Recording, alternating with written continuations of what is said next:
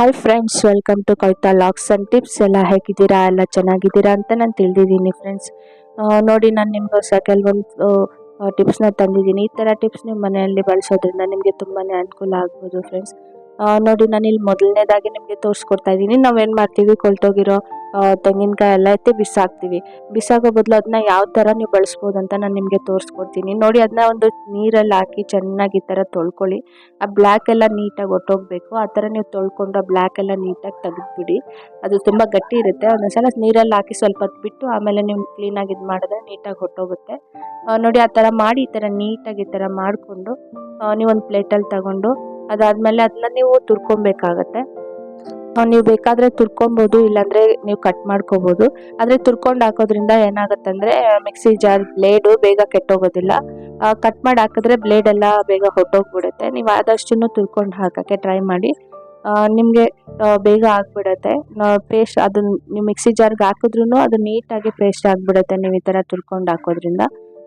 ನೋಡಿ, ನಾನು ಸ್ವಲ್ಪ ಕಟ್ ಮಾಡಿಕೊಂಡು ಸ್ವಲ್ಪ ತುರ್ಕೊಂಡಿದ್ದೀನಿ. ಈ ಥರ ನೀವು ಮಾಡ್ಕೊಂಬಿಟ್ಟು ಚಿಕ್ಕ ಮಿಕ್ಸಿ ಜಾರ್ ಇರುತ್ತಲ್ಲ ಅದಕ್ಕೆ ಸ್ವಲ್ಪ ಸ್ವಲ್ಪ ಹಾಕ್ಕೊಂಡು ಅದಕ್ಕೆ ಸ್ವಲ್ಪ ನೀರು ಹಾಕಬೇಕಾಗತ್ತೆ.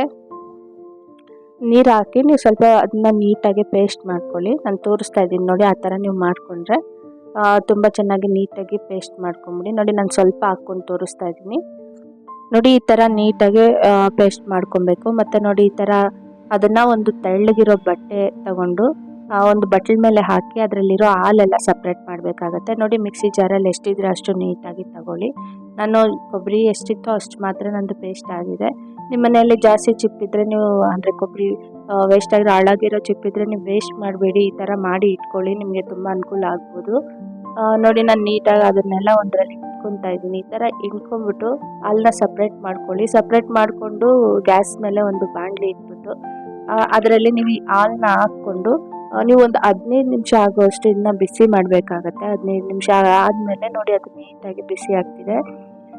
ಆ ಥರ ಬಿಸಿ ಮಾಡ್ಕೊಂಡ್ಮೇಲೆ ಅದನ್ನ ಸ್ವಲ್ಪ ಕಲಸಿ, ಜಾಸ್ತಿ ಕಲ್ಸೋಕ್ಕೆ ಹೋಗ್ಬೇಡಿ.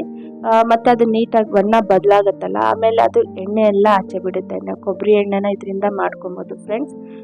ನೋಡಿ, ಎಣ್ಣೆ ಎಲ್ಲ ಆಚೆ ಬಂತು. ಇದರಲ್ಲಿ ಸ್ವಲ್ಪ ನೀವು ತುಳಸಿ ಮತ್ತು ಸ್ವಲ್ಪ ಕರ್ಪೂರ ಹಾಕಿ, ಕೊಬ್ಬರಿ ಎಣ್ಣೆಗೆ ತುಳಸಿ ಮತ್ತು ಕರ್ಪೂರ ಹಾಕೋದ್ರಿಂದ ತುಂಬ ಚೆನ್ನಾಗಿರುತ್ತೆ, ಸ್ಮೆಲ್ಲು ಚೆನ್ನಾಗಿರುತ್ತೆ. ಮತ್ತು ಅದರಿಂದ ಮಸಾಜ್ ಮಾಡೋದ್ರಿಂದ ತಲೆನೋವು ಆಗ್ಬೋದು, ಏನೂ ಇರೋದಿಲ್ಲ, ತುಂಬ ಚೆನ್ನಾಗಿರುತ್ತೆ.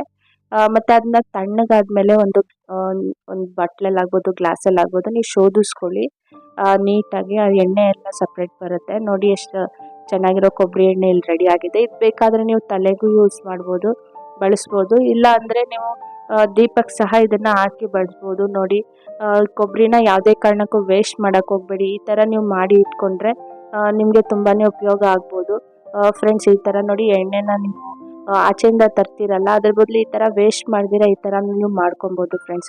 ಮತ್ತು ನೆಕ್ಸ್ಟ್ ನೋಡಿ, ನಾನು ನಿಮಗೆ ತೋರಿಸ್ಕೊಡ್ತಾ ಇದ್ದೀನಿ. ನಾವು ಟೊಮಾಟೊ ಇರುತ್ತಲ್ಲ, ಅದು ಜಾಸ್ತಿ ದಿನ ಸ್ಟೋರ್ ಮಾಡಿ ಇಡಬೇಕಂದ್ರೆ ಏನು ಮಾಡಬೇಕಾಗತ್ತೆ ಅಂತ ನಾನು ನಿಮಗೆ ಇದರಲ್ಲಿ ತಿಳಿಸ್ಕೊಡ್ತೀನಿ. ನೋಡಿ, ನಾವೆಲ್ಲಾದರೂ ಊರುಗಳಿಗೆ ಅಲ್ಲಿ ಇಲ್ಲಿ ಹೋದಾಗ ಅದು ಬೇಗನೆ ಅಕಸ್ಮಾತ್ ಕೊಳ್ತೋಗೋ ಇದೆಲ್ಲ ಇರುತ್ತೆ. ಆ ಥರ ಏನೂ ಆಗದಿರ ಇರಬೇಕಂದ್ರೆ ನೋಡಿ, ನಾವು ಈ ಥರ ಪ್ಲಾಸ್ಟರ್ನ ಅದಕ್ಕೆ ಈ ಥರ ಹಚ್ಚಿ ಬಿಟ್ಟರೆ, ಅದಕ್ಕೆ ತೊಟ ಇದ್ದರೆ ಏನು ಹಚ್ಚೋಷ್ಟಿಲ್ಲ.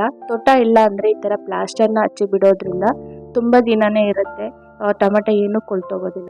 ನೋಡಿ, ಮನೆಯಲ್ಲಿ ಮಿಕ್ಕಿರೋ ಅಕ್ಕಿ ಹಿಟ್ಟಿರುತ್ತಲ್ಲ, ಅದು ಹುಳಿ ಬಂದುಬಿಟ್ಟಿರುತ್ತೆ. ಆ ಹುಳಿ ಬಂದಿರೋ ಹಿಟ್ಟನ್ನ ನಾವೇನು ಮಾಡ್ತೀವಿ, ಬಿಸಾಡ್ಬಿಡ್ತೀವಿ. ಬಿಸಾಡೋದು ಬೇಡ ಫ್ರೆಂಡ್ಸ್. ನೋಡಿ, ನಾನು ಯಾವ ಥರ ತೋರಿಸ್ಕೊಡ್ತಾ ಇದ್ದೀನಿ ಅಂತ ಆ ಥರ ನೀವು ಮಾಡಿಕೊಂಡ್ರೆ ನಿಮಗೆ ತುಂಬಾ ಮತ್ತೆ ನೀವು ಇದನ್ನು ಉಪಯೋಗಿಸ್ಬೋದು. ತುಂಬ ಚೆನ್ನಾಗಿರುತ್ತೆ. ಒಂದ್ಸಲ ನೀವು ಉಪಯೋಗಿಸಿ ನೋಡಿ, ಮತ್ತೆ ಗೊತ್ತಾಗುತ್ತೆ. ಒಂದು ಚೂರು ಹುಳಿ ಇರೋದಿಲ್ಲ, ತುಂಬ ಚೆನ್ನಾಗಿರುತ್ತೆ. ನೋಡಿ, ಈ ಥರ ಹುಳಿ ಬಂದಮೇಲೆ ನಾವೇನು ಮಾಡ್ತೀವಿ ಅಂದರೆ ಬಿಸಾಕ್ಬಿಡ್ತೀವಿ. ನೋಡಿ, ನಂದು ಹುಳಿ ಬಂದಿರೋ ಹಿಟ್ಟೆ ಇದು, ನಾನು ನಿಮಗೆ ತೋರಿಸ್ಕೊಡ್ತಾ ಇದ್ದೀನಿ.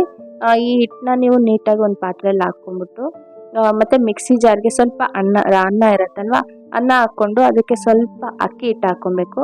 ಅಕ್ಕಿ ಹಿಟ್ಟು ನೋಡಿ, ನಾನೊಂದು ಗ್ಲಾಸಲ್ಲಿ ಚಿಕ್ಕ ಗ್ಲಾಸಲ್ಲಿ ತಗೊಂಡಿದ್ದೀನಿ. ಯಾಕಂದರೆ ನಂದು ಹಿಟ್ಟು ಎಷ್ಟಿದೆಯೋ ಅದಕ್ಕೆ ತಕ್ಕಷ್ಟು ನಾನು ಹಾಕ್ಕೊಂಡಿದ್ದೀನಿ.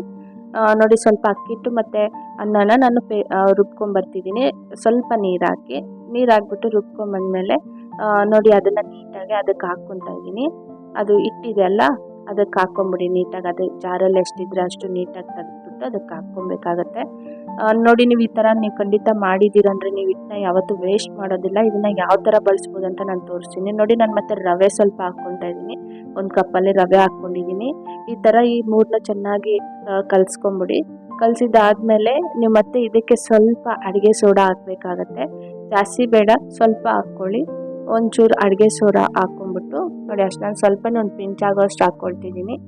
ಈ ಥರ ಹಾಕ್ಕೊಂಡು ಚೆನ್ನಾಗಿ ಮಿಕ್ಸ್ ಮಾಡಿ. ಸ್ವಲ್ಪ ನಾನು ಉಪ್ಪು ಮೊದಲೇ ಹಾಕಿದ್ದೆ, ನೀವು ಉಪ್ಪು ಎಷ್ಟು ಬೇಕೋ ಅಷ್ಟು ನೀವು ಹಾಕ್ಕೊಳ್ಳಿ. ಮತ್ತು ನೋಡಿ, ಒಂದು ಹೆಂಚಿಟ್ಬಿಟ್ಟು ಅದ್ರ ಮೇಲೆ ನೀಟಾಗಿ ಈ ಥರ ಎಣ್ಣೆ ಸವರಿ, ಮತ್ತು ಅದ್ರ ಮೇಲೆ ಯಾವ ಥರ ಮಾಡೋದಂತ ನಿಮಗೆ ತೋರಿಸಿ. ನೀವು ಈ ಥರ ಮಾಡಿಕೊಂಡ್ರೆ ಖಂಡಿತವಾಗ್ಲೂ ಅದು ಹುಳಿ ಇರೋದಿಲ್ಲ, ನೀವು ಮತ್ತೆ ಬಳಸ್ಬೋದು.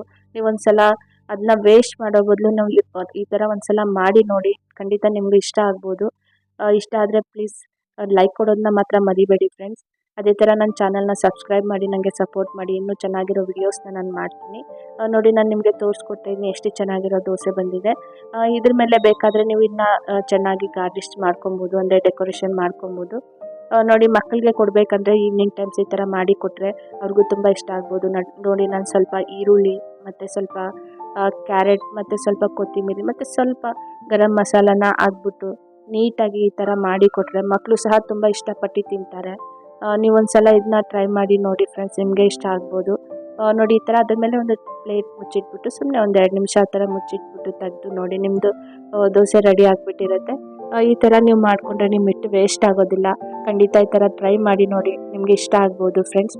ಮತ್ತು ನೋಡಿ, ನಾವು ಬಾಣಲೆನ ನೀರು ಹಾಕಿ ತೊಳಿದಿರಾ ಯಾವ ಥರ ಕ್ಲೀನ್ ಮಾಡೋದಂತ ನಾನು ನಿಮಗೆ ತೋರಿಸ್ಕೊಡ್ತೀನಿ. ಅದ್ರ ಮೇಲೆ ಸ್ವಲ್ಪ ನಿಮ್ಮ ಮನೇಲಿ ಯಾವುದಾದ್ರೂ ತಾಲ್ಕಂ ಪೌಡ್ರ್ ಇರುತ್ತಲ್ಲ, ಅದು ಹಾಕ್ಬಿಟ್ಟು ಯಾವುದಾದ್ರೂ ಹಳೆ ಬ್ರಷ್ ಇರುತ್ತಲ್ಲ ಅದ್ರ ಸಹಾಯದಿಂದ ನೀವು ಈ ಥರ ನೀಟಾಗಿ ಕ್ಲೀನ್ ಮಾಡಿಕೊಂಡ್ರೆ, ನೀವು ಬಾಣಲೆನ ನೀರು ಹಾಕ್ದಿರಾನೆ ಇದೇ ಥರ ಕ್ಲೀನ್ ಮಾಡ್ಕೊಬೋದು. ತುಂಬ ಚೆನ್ನಾಗಿ ಕ್ಲೀನ್ ಆಗುತ್ತೆ.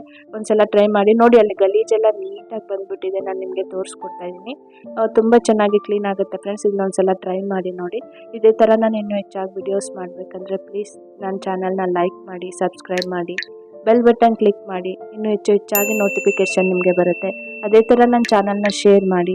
Thank you friends.